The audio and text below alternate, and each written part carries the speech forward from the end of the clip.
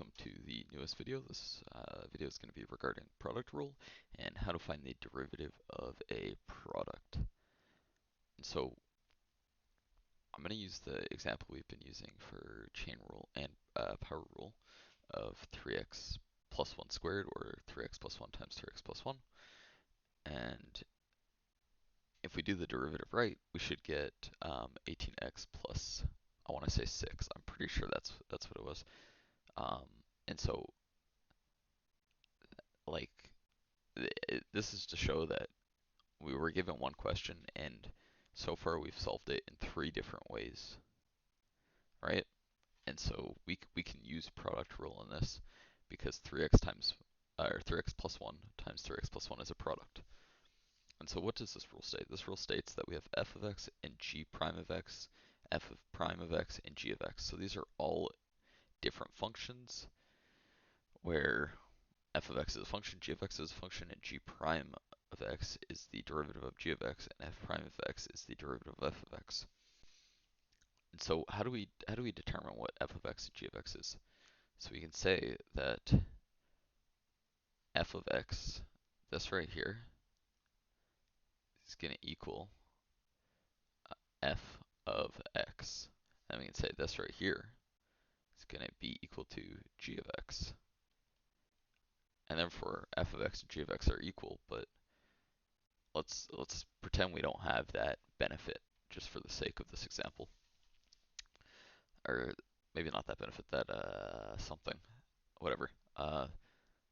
So let's say that we want to figure out what f prime of x is, f prime of x, and g prime of x. And using your common sense, you know that f prime of x and g prime of x are going to equal the same thing because f of x and g of x equal the same thing. But like I said, we're not going to use that piece of information just for the sake of this example. And so f of x, the derivative of f of x by power rule, we know is 3.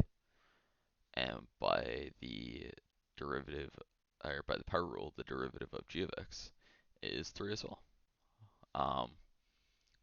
So now we can construct this p prime of x. So let's zoom out a little bit and then go right. So we're going to say p prime of x is going to be equal to, so what's f of x? Well, f of x is equal to this right here. And so that's going to be 3x plus 1. And what's g prime of x? Well, we know that's going to be equal to 3. So it's going to be times 3. And then we're going to have plus. And then we can go ahead and say that we have what's f prime of x, and we can say this is 3. And then we can have what's g of x, and we can say that's 3x plus 1. And now this is our derivative. Like that's literally all we needed to do. It's not complicated. But let's simplify it so that we can see the 18x plus 6 I was talking about. So we have 3 times 3x, which is going to be 9x plus 3. And we're going to have plus 9x plus 3. And if you notice something, we have like terms of x and x, and then we have like terms of 3 and 3.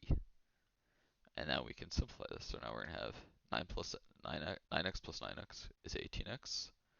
And then 3 plus 3 is 6. I forgot the x, plus 6. And then we see that that's the derivative. So with this problem, depending on how it's formatted, we can solve it in 3 different ways. Standard form, which is 3x plus 1 squared. We can solve it with chain rule. In quadratic form, which I don't have off the top of my head, well, I guess I could figure it out right now, which is 9x squared plus 6x plus 1. You use power rule, and if it's a product, which is what we have right now, which is this, we can figure it out too. So we've solved it using 3 different methods, and this is the derivative.